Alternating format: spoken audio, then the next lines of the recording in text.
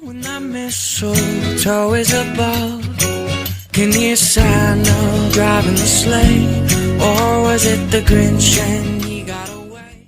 오늘의 사연 시작합니다. 안녕하세요. 인간은 중독에 너무나도 쉽게 노출되고 빠진다고 합니다. 중독의 형태가 다양하지만 사소하게 생각해보면 작은 습관에도 중독을 찾아볼 수 있어요. 저 같은 경우에는 음식에 쉽게 중독이 되는 편입니다. 제 이야기를 시작하기 전에 중독에 대해 말한 이유는 이제부터 아실 거예요. 저는 30대 평범한 직장인 여성입니다. 남자친구와 교제한 지 1년이 넘었는데 1년간 사주에 맹신하는 남자친구 때문에 미칠 것 같았어요. 처음에는 재미로 사주를 볼 수 있고 흘려 들을 건 들으면 되니까 대수롭지 않게 생각을 했습니다. 그런데 시간이 갈수록 도가 지나치는 모습의 인상을 찌푸릴 수밖에 없었어요. 처음 연애를 시작하고 여행을 가려고 계획을 세우던 날이었습니다. 오랜만에 바다가 보고 싶어 바다를 보러 동해에 다녀오자고 했더니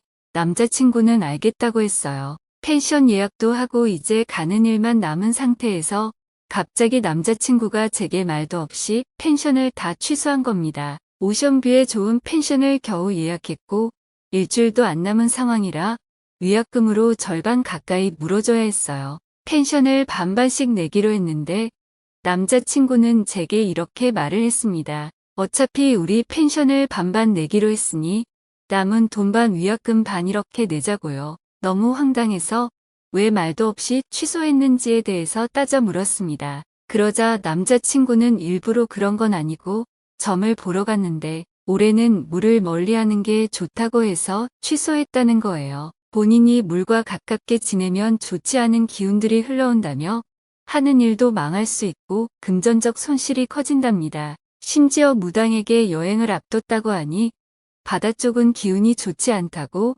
산으로 가라 했답니다. 이게 무슨 산으로 가는 소리입니까? 물론 저런 말을 들으면 찝찝할 수 있는 사람 심리는 이해해요. 그렇다고 해서 누가 당장 며칠도 남지 않은 여행을 취소하고 위약금까지 반반 하자는 건 무슨 소리인가 싶었습니다. 본인 멋대로 취소해놓고 왜 돈은 같이 내자고 하는지 너무 기분이 나빴어요. 이런 문제가 한두 번이 아니라서 남자친구에게 불만을 토했습니다. 무당 말에 너무 맹신하지 말라고 정말 용한 분들이 계실 수 있고 위험을 막아줄 수는 있지만 그게 전부는 아니라고 했지요. 무당 말이 다 맞으면 딱 그대로만 하면 모든 삶이 평온할 텐데 불행하게 사는 사람이 왜 존재하겠냐고 물었습니다. 그러자 다들 맹신한다고 말만 해놓고 믿음이 100%가 아니고 부족해서 그런 거랍니다. 이 말을 듣는데 얼마나 맹신하고 있는지 알겠더라고요. 시간이 지날수록 남자친구는 점점 심각해졌습니다. 한 번은 제가 차를 사려고 함께 봐달라고 했어요. 차에 대한 지식이 부족한데 남자친구는 지식이 조금 있었거든요. 제가 원하는 차량 후보가 있어서 함께 보면서 연비도 비교해보고 있었습니다. 그런데 남자친구가 그날 밤 제게 전화로 한 말이 지금 차 사지 말라고 돈 쓴 만큼 나갈 돈 생긴대 라고 하는 거예요. 말하는 투가 딱 봐도 또 무당한테 들은 말이구나 싶어서 그럼 난 더 쓰겠다 알아서 하겠다 하고 끊어버렸습니다. 이후에도 늘 이런 식이었어요. 이런 남자친구에게 피로감을 느껴서 이별까지 진지하게 고려하고 있었습니다. 저는 자기 전에 짧게라도 일기를 꼭 쓰고 자는데 집에 놀러온 남자친구가 제 일기를 봤더라고요. 다른 건 문제될 것이 하나도 없는데 최근에 쓴 일기들이 화근이었습니다.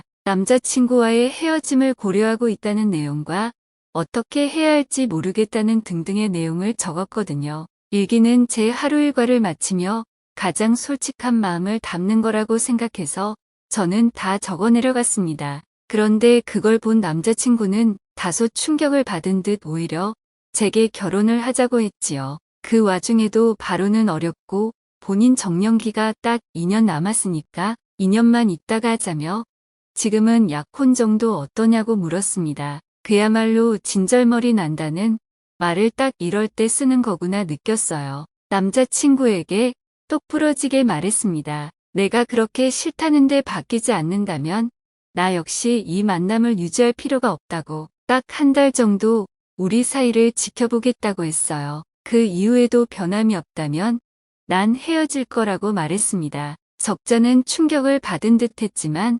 상관없었어요. 정말 진심으로 한 말이었고 너무 싫었습니다. 한 달의 유예 기간을 둬서 그런지 실제로 남자친구는 조용했어요. 남자친구가 사주 얘기를 안 하니까 저희 사이는 굉장히 평온했습니다. 그렇게 시간이 흐르고 한 달이 지났을 무렵 대청소 중에 충격적인 장면을 발견했어요. 매트리스를 주기적으로 뒤집어주는데 한동안 까먹고 있어서 대청소하는 김에 매트리스를 뒤집으려고 돌렸습니다. 그런데 매트리스 밑에 수많은 부적을 발견했어요. 너무 섬뜩하고 무서워서 매트리스를 놓치고 뒤로 넘어졌습니다. 한참 멍하니 앉아있다가 다시 들어서 사진을 찍었어요. 누가 이런 짓을 했을지는 뻔히 알았기에 남자친구에게 따지려고 연락을 하려다 말았습니다. 정확히 이게 다 무슨 부적인지 알아야겠더라고요. 매트리스에 붙어있던 걸 다 뗀 후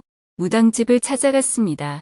대체 이게 무슨 부적이냐고 여쭤보니 저한테 아이가 들어서는 부적이라고 하더군요. 아이가 들어서고 결혼운을 부르고 남자들이 멀어지는 등등의 부적들이라고 했습니다. 무당에게 사실대로 말했거든요. 남자친구가 너무 맹신하고 저 몰래 매트리스에 이렇게 붙여놨다고 하니 아마 베개 밑이나 속옷탑 밑에도 보면 있을 거라고 하셨습니다. 저 말을 듣고 정말 설마 하는 마음으로 뒤져보니 맞았어요. 부적을 다 가지고 남자친구 집으로 가서 얼굴에 집어 던졌습니다. 그 와중에 남자친구는 구겨진 부적들을 다 손수 피더라고요. 그러면서 이게 다 얼마짜리인데 이런 짓을 하냐고 벌 받고 싶냐고 하는데 너무 어이가 없었습니다. 남자친구는 제게 소리까지 지르며 진짜 사랑해서 옆에서 떠나지 않았으면 하는 마음에 그러는 건데 뭐가 문제냐며 제게 서운하대요. 저는 이런 짓까지 하는 남자친구가 너무 섬뜩하고 정상처럼 보이지 않습니다. 이날 이후로 남자친구와의 사이는 더 멀어졌고 걷잡을 수 없어졌어요.